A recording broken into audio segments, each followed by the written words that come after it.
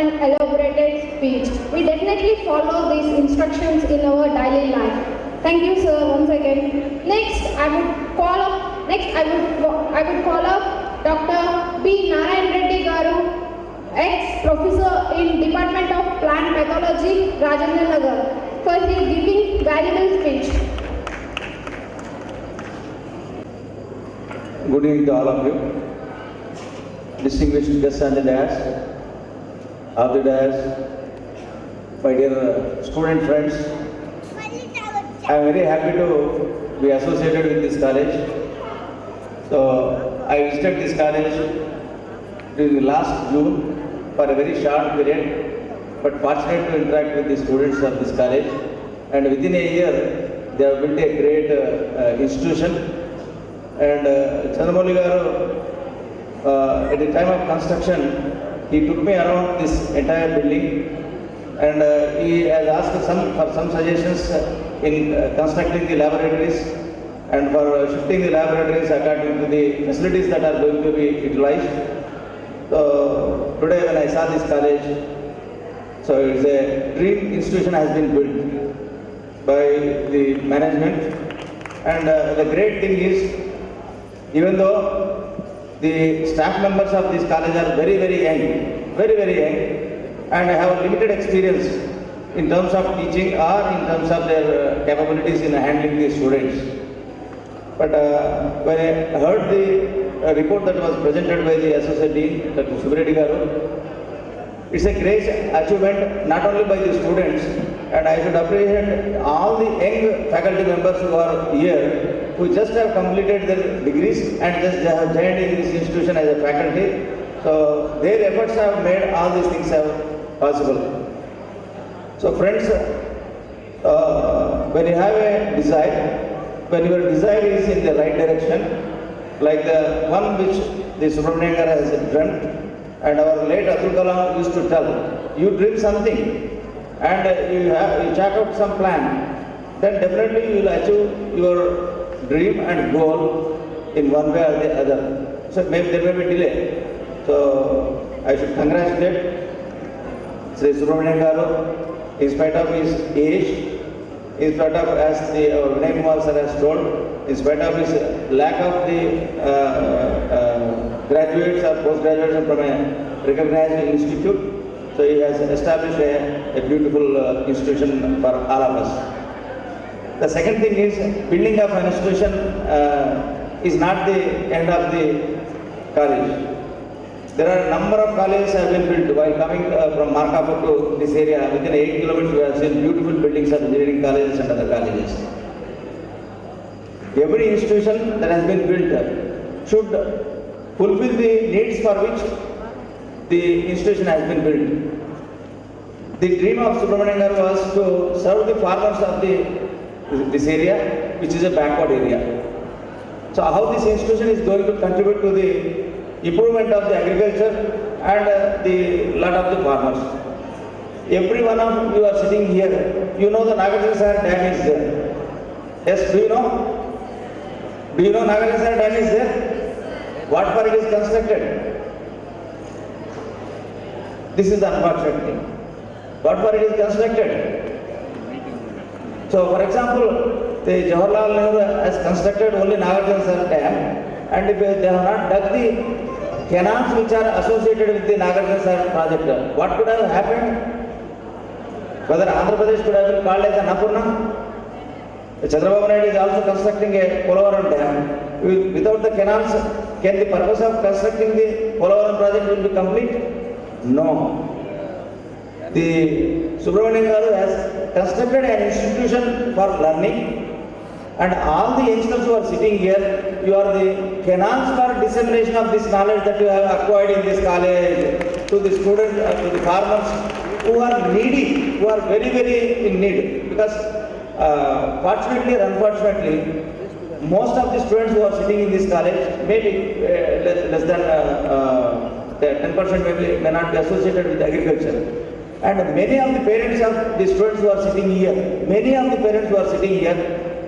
they cannot or they don't have the enough resources, in fact, to make you to study in this college by paying a fees above the 10 times above the government college. But you please see, your father or your labor mother are working as a labor even in the fields or in your farms, in your own farms.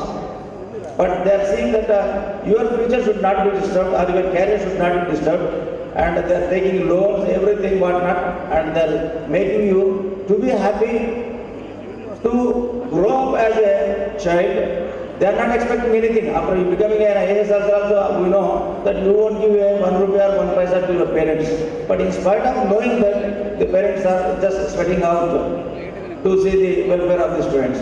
So now what the students have to do, if you are not performing, whom you are cheating? So the student is ultimately cheating the first, your own parent who is loving you, your own parent who is dying for you.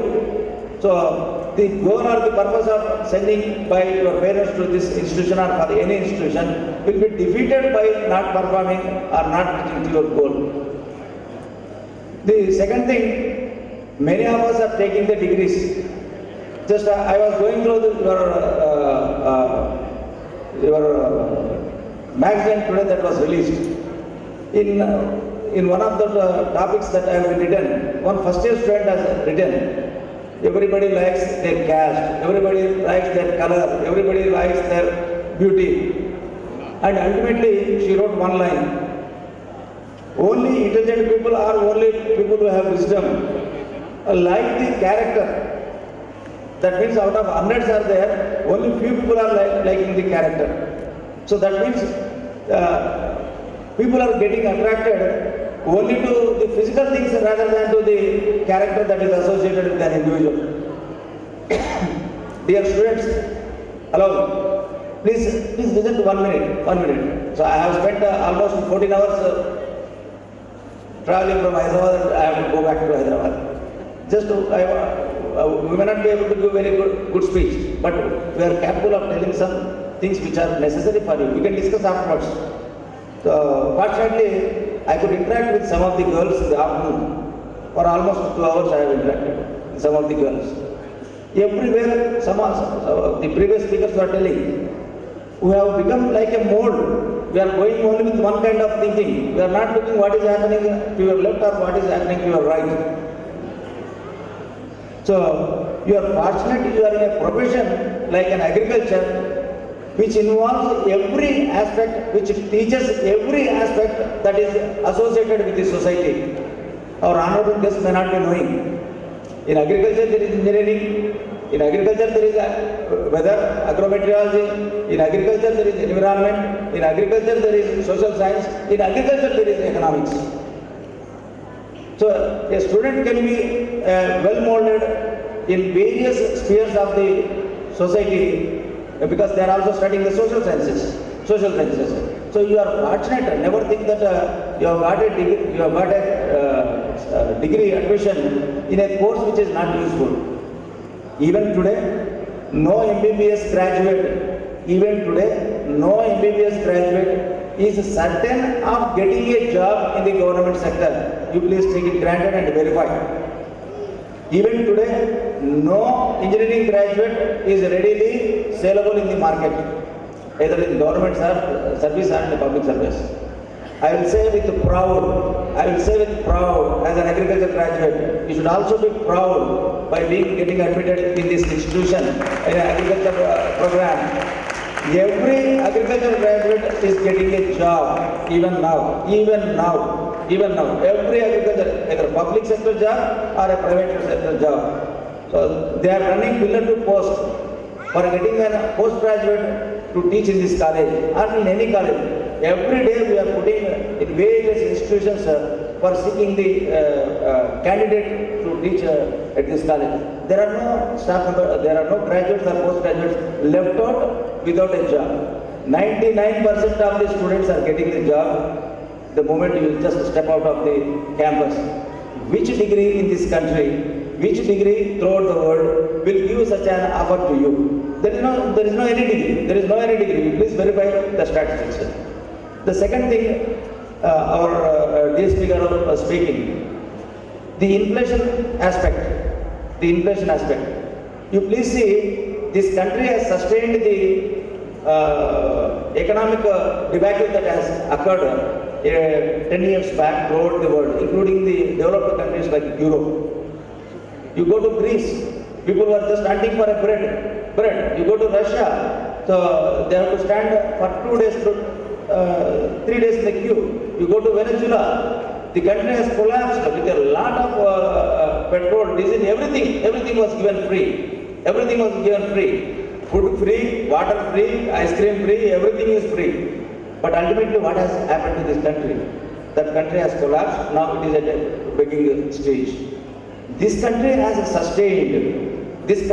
sustained only because of agriculture. As he said that the inflation rate was less.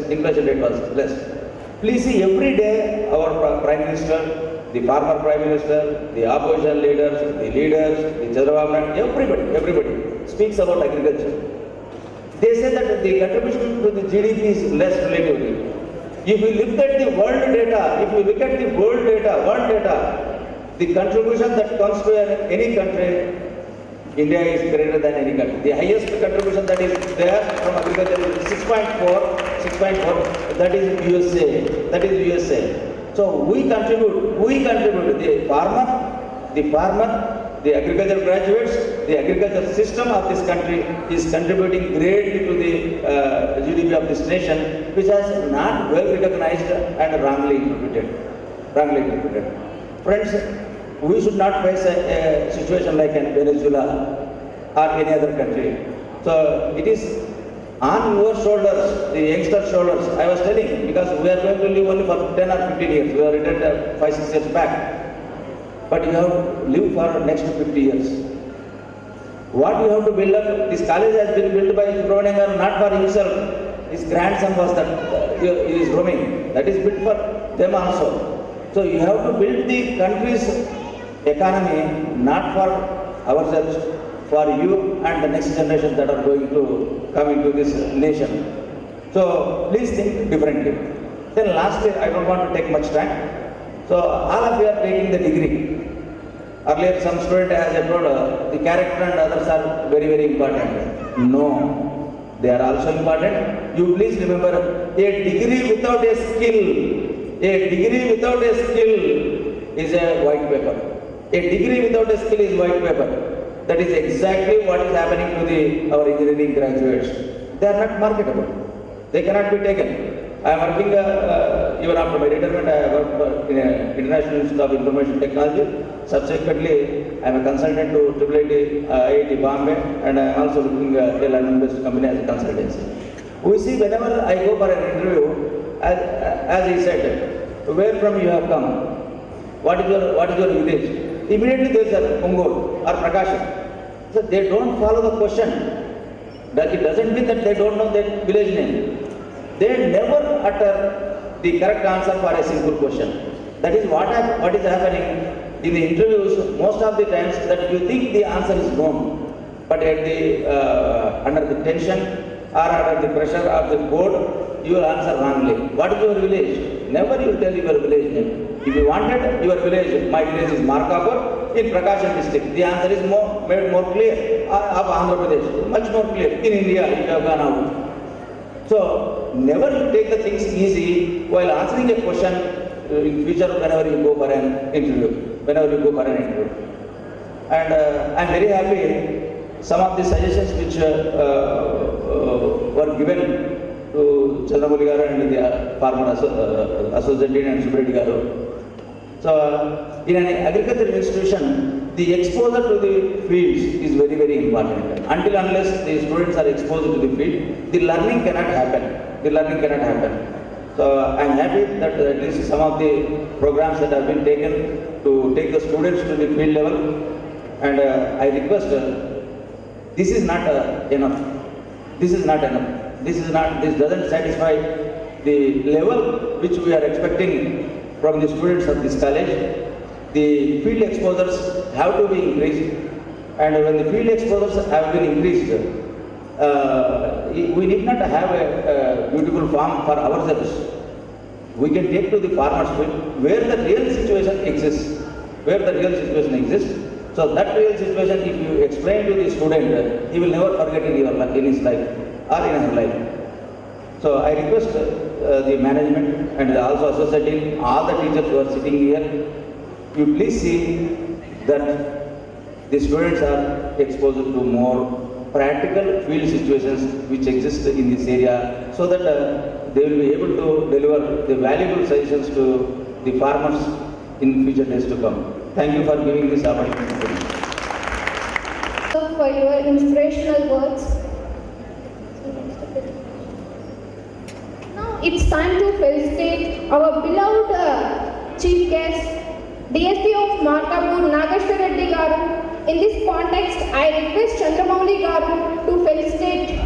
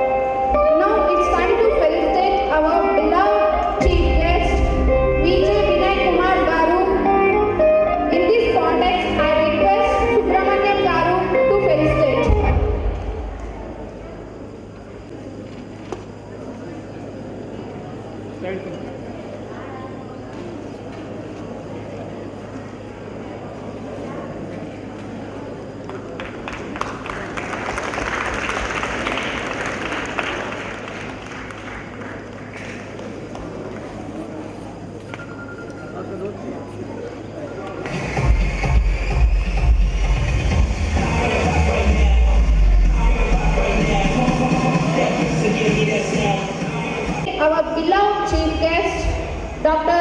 B. Narayan Reddy Garu. In this context, I request our AD Subbareddy Garu to felicitate.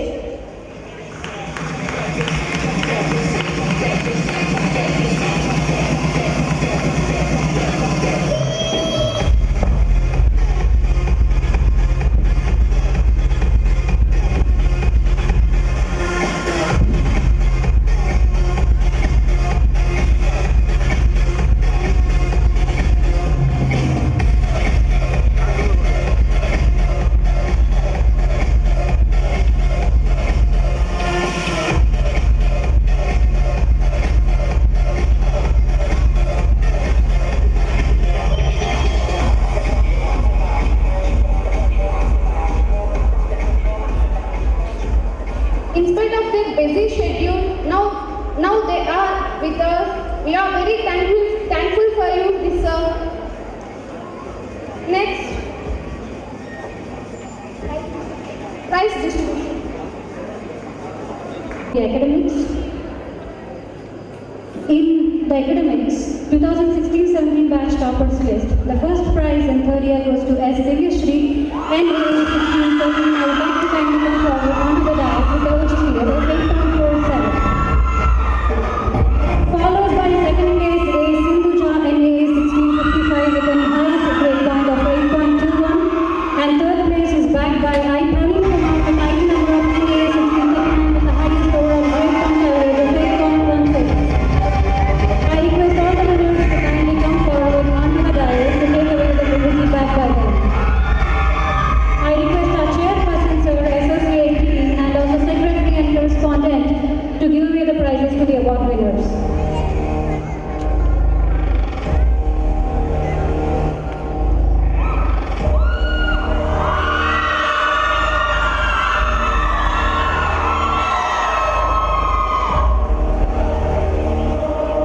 The 2017-18 batch toppers list, the first place is backed by A. Bhuvaneshwari of ID number NA 1707 with the highest overall grade point of 8.6.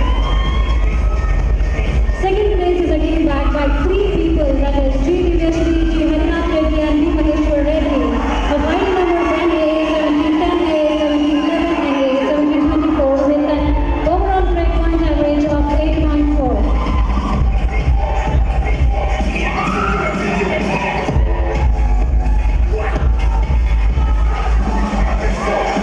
I request the award winners